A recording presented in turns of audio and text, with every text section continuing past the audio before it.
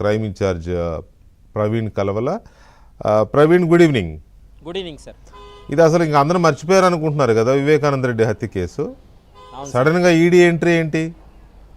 Yes sir, ఈ వివేకానంద రెడ్డి హత్య కేసులో ఇప్పటి వరకు సిట్టు మీరు చెప్పినట్టుగా సిబిఐ మాత్రమే ఇన్వెస్టిగేషన్ కొనసాగించింది. కానీ 7.5 సంవత్సరాల తర్వాత ఈడీ ఎంటర్ కావడంతో కొంత ఇది అంటే అందరికీ కూడా చర్చకు దారితీసినటువంటి అంశంగా మనం భావించాల్సి ఉంటుంది. 7.5 ఏళ్ల తర్వాత ఈ కేసులో మనీ లాండరింగ్ కోణం ఉందని ఇప్పుడు ఈడీ అధికారులు ఏకకాలంలో ఇటు కడప జిల్లాతో పాటు హైదరాబాద్లో దాదాపు 7 ప్రదేశాల్లో ఈరోజు ఉదయం నుంచి సోదాలు కొనసాగించారు.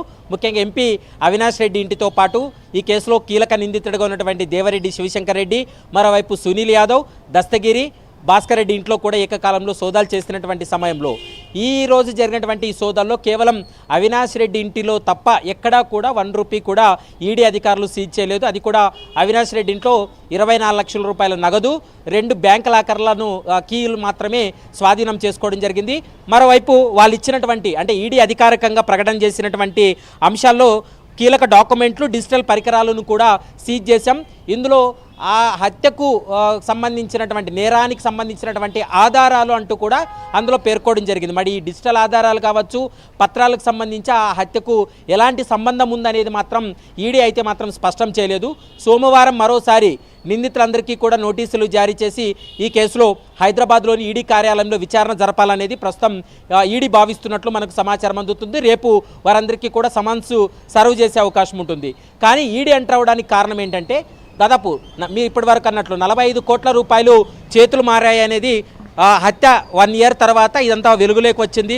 కానీ అప్పుడు ఎంటర్ కావాల్సినటువంటి ఈడీ 7.5 సంవత్సరాల తర్వాత ఇప్పుడు ఎందుకు ఎంటర్ అయినదే ఇక్కడ ప్రశ్నార్థకంగా మారింది. మనం ఒకసారి గమనించినట్లయితే ఈ నెల 8వ తారీఖున ఈ కేసులో బాధితురాలుగా ఉన్నటువంటి సునీతారెడ్డి రాష్ట్రపతికి, ప్రధానమంత్రికి, కేంద్ర హోంశాఖ మంత్రికి, మరోవైపు 2 తెలుగు రాష్ట్రాల ముఖ్యమంత్రులతో పాటు సిబిఐ డైరెక్టర్ కూడా ఒక లేఖ రాయడం జరిగింది. ఇందులో మనీ ట్రయల్ జరిగింది. ఈ నగదు వ్యవహారానికి సంబంధించి కావచ్చు, తన తండ్రిని హత్య చేసినటువంటి ఆయుధం ఏదైతే ఉందో ఆ ఆయుధం ఇప్పటి వరకు కూడా ఇన్వెస్టిగేషన్ ఏజెన్సీ పట్టించుకోలేదు. దాంతోపాటు ట్రయల్ కోర్టు కూడా ఆ అంశాలపైన పూర్తి స్థాయిలో అంటే ఇన్వెస్టిగేషన్ ఏజెన్సీని క్వశ్చన్ చేయకపోవడం, ఈ 2 అంశాలు కూడా మిగిలిపోయినటువంటి అంశాలు. మరోవైపు జగన్మోహన్ రెడ్డికి ఈ హత్యకు సంబంధించినటువంటి సమాచారం ఏ విధంగా తెలుసుకున్నాడు, ఎవరి ద్వారా తెలుసుకున్నాడు అనేటువంటి అంశానికి సంబంధించి దానిపై కూడా క్లారిటీ లేకుండా పోయింది. ఇదంతా కూడా ఒక కుట్రపూరితంగా జరిగినటువంటి హత్య. ఇందులో భారీ ఎత్తున అంటే నగదు చేతులు మారాయి. దీనిపైన లోతైనటువంటి దర్యాప్తు జరపాల్సినటువంటి అవసరం ఉందంటూ కూడా ఆమె 8వ తారీఖున లేఖ రాసిన తర్వాత ఈరోజు ఈడీ అధికారులు ఏకకాలంలో ఇటు తెలంగాణలో కావచ్చు, ఏపీలో 7 ప్రదేశాల్లో సోదాలు చేసి సాయంత్రం వరకు జరిగినటువంటి సోదాల్లో కేవలం అవినాష్ రెడ్డి ఇంట్లో మాత్రమే 24 లక్షల రూపాయలు సీజ్ చేసింది తప్ప మిగిలినటువంటి నిందితుల ఇళ్లలో సీజ్ చేసినట్లయితే మాత్రం అధికారిక ప్రకటనలో అయితే మాత్రం లేదనేది మనకు స్పష్టంగా అర్థమవుతుంది సార్. మరొక అంశం ఏంటంటే ఈ 7.5 సంవత్సరాల తర్వాత ఈ మనీ లాండరింగ్ పాల్పడ్డారు, హవాలా ద్వారా వీళ్ళు నగదు బదిలీ చేశారని ఏ విధంగా ఈ కేసులో ఎస్టాబ్లిష్ అవుతుందనేది మాత్రం కొంత ప్రశ్నార్థకంగా ఉంది. మరోవైపు ఈ కేసులో ప్రూవ్ అయ్యేటువంటి కేసా ఇది అనేది కూడా కొంత ప్రశ్నార్థకంగా ఉంది. న్యాయ నిపుణులు కూడా చెప్తున్నారు, ఈ ఎప్పుడైతే సిబిఐ దర్యాప్తు చేసి ఇందులో భారీ ఎత్తున కోట్లు మారాయి, మనీ ట్రాన్సాక్షన్ 45 కోట్ల వీళ్ళు ఒప్పందాలు చేసుకొని కుట్రపూరితంగా వ్యవహరించారనేటువంటి సబ్జెక్టు వెలుగులోకి వచ్చిన తర్వాత ప్యారలల్గా ఈడీ కూడా విచారణ జరిపితే ఖచ్చితంగా ఆ కేసుకు సంబంధించి పూర్తి స్థాయిలో ఆధారాలు లభించేది. కానీ 7.5 సంవత్సరాల తర్వాత ఇప్పుడు ఈడీ విచారణ జరిపినా, సోదాలు చేసినా దాంట్లో అంత ప్రయోజనం ఉండదు అనేది కొంతమంది న్యాయ నిపుణులు చెప్తున్నటువంటి మాట. మరి డిజిటల్ ఆధారాలు కావచ్చు, కొన్ని ఈ హత్యకు సంబంధించినటువంటి కేసుకు అంటే దానికి ఆధారంగా లభించినటువంటి కొన్ని డాక్యుమెంట్లు లభించాయనేది వాళ్ళ ప్రెస్ నోట్లో పేర్కొన్నారు. కాబట్టి మరి చూడాలి ఈ ఇన్వెస్టిగేషన్లో ఇంకా ఎలాంటి అంశాలు బయటపడతాయి. నిందితులను తీసుకువచ్చి విచారణ జరిపినప్పుడు ఈ కేసులో సిబిఐ ఏ విధంగా అరెస్ట్ చేసిందో అదేవిధంగా ఈడీ కూడా ఈ కేసుల్లో నిందితుల్ని అరెస్ట్ చేయబోతుందా, వాళ్ళ ఆస్తులను జప్తు చేయబోతుందా అనేది మాత్రం మనం భవిష్యత్తులో చూడాల్సినటువంటి అవసరం ఉంటుంది. ఇక్కడ నేను యాక్చువల్గా ఒక క్వశ్చన్ ఏంటంటే, అది ఎనీ కేస్, ఏ కేసు అయినా సిబిఐ టేకప్ చేసిన కేస్ ఒకవేళ అందులో మనీ ట్రయల్స్ కనుక ఉంటే అది ఈడీ కూడా ఇస్తారు. ఉదాహరణకి ఢిల్లీ లిక్కర్ స్కామ్ అనుకుందాం మనం, ఎగ్జాంపుల్ కోసం చెప్తున్నాను.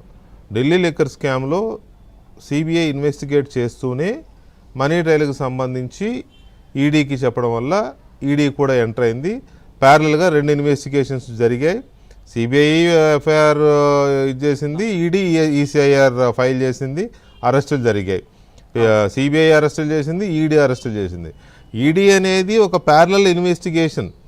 కానీ ఇక్కడ సిబిఐ దాదాపు 2 సంవత్సరాల పైన అవుతుంది. ఎక్కడ ఉలుకు పలుకు లేదు, అసలు ఆల్మోస్ట్ క్లోజ్ చేసినట్టే కనపడుతోంది.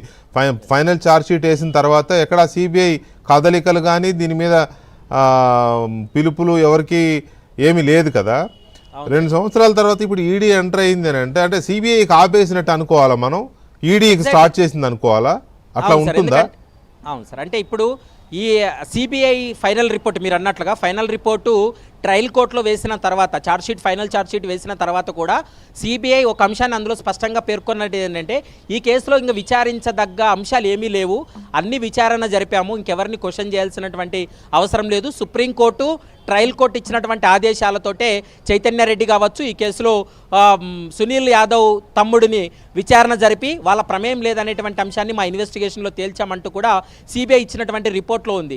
సిబిఐ ఇప్పటికైతే మాత్రం ఈ కేసులో మేము విచారణ పూర్తి చేశామని చెప్పి ఛార్జ్షీట్ ఫైల్ చేసేసి ఆల్రెడీ కేసు ట్రయల్కి వెళ్లే దశలో ఉన్న నేపథ్యంలో ఇప్పుడు ఈడీ ఎంటర్ కావడం అనేది కొంత మాత్రం చర్చకు దారితీసింది. ఎందుకంటే 7.5 సంవత్సరాలు, మరోవైపు సిబిఐ ఛార్జ్షీట్ వేసిన 2 సంవత్సరాల తర్వాత ఇప్పుడు ఈడీ ఎంటర్ కావడం వల్ల ఇందులో ఏ విధంగా ఎస్టాబ్లిష్ అవుతుంది ఈ కేసులో, ఏ విధంగా ఈ కేసు న్యాయస్థానంలో ప్రాసిక్యూషన్లో నిలబడుతుంది అనేది మాత్రం చూడాల్సినటువంటి అవసరం ఉంటుంది. ప్రస్తుతం ఈ 24 లక్షల రూపాయలు సీజ్డ్ ప్రాపర్టీనే తప్ప ఈ హత్యకు ఈ 24 లక్షలకు సంబంధం ఉందనేది ఏ విధంగా ఎస్టాబ్లిష్ చేస్తారనేది మాత్రం ఇన్వెస్టిగేషన్లో చూడాల్సినటువంటి అవసరం ఉంటుంది సార్. మరి ఈ కేసులో మరి ఈడీ కూడా ఎప్పుడైతే సిబిఐ గతంలో కొన్ని సంవత్సరాల పాటు విచారణ జరిపి ఛార్జ్షీట్లు వేసిందో అదేవిధంగా ఈడీ కూడా మరికొన్ని సంవత్సరాల పాటు విచారణ జరిపి నిందితులను అరెస్ట్ చేయడం కానీ వాళ్ళ ఆస్తులు జప్తు చేయడం కానీ అదేవిధంగా సిబిఐ గతంలో చేసిన విధంగా ఈ కేసును మరొక 2-3 సంవత్సరాల పాటు సాగదీసి మరి ఈడీ కూడా ఛార్జ్షీట్ వేయబోతుందా, ఏం జరగబోతుందా అనేది మాత్రం కొంత అయితే మాత్రం అయోమయంగా అయితే మనకు స్పష్టంగా అర్థమవుతుంది sir. Right, thank you very much Praveen, thanks for the updates. Vivekananda Reddy హత్య కేసులో ఈడీ సడన్గా ఎంట్రీ, ఇది ఊహించింది కాదు, నిజానికి ఎవరు అనుకోలే ఈడీ ఎంటర్ అవుద్దని.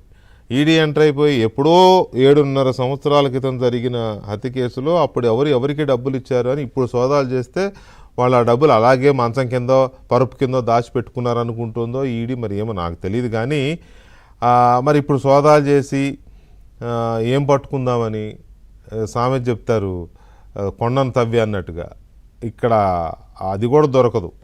కానీ ఎందుకు వచ్చారు, ఏంటి, దీని వెనక మతలబు ఏంటి, రాజకీయ కోణం ఉందా, లేకపోతే ఇలాంటిది కూడా లేకుండా ఏదో క్లోజ్ చేసే కోణమా, నిజంగా సీరియస్నెస్ ఉందా, వివేకానంద రెడ్డి హత్య కేసులో అసలు నిందితులు పట్టుకునే కోణం ఉందా లేదా, లేక అసలు వాళ్ళని పక్కకు తప్పించేందుకు ఇక్కడతో దానికి క్యాప్ పెట్టేసి ఇంతే అని చెప్పడం కోసమా, చాలా అనుమానాలు ఉన్నాయి. ఈ దర్యాప్తు మీద మాత్రం చాలా అనుమానాలు ఉన్నాయి. దీని మీద కొంచెం లోతుగా చర్చను చూద్దాం ఒక చిన్న బ్రేక్ తర్వాత.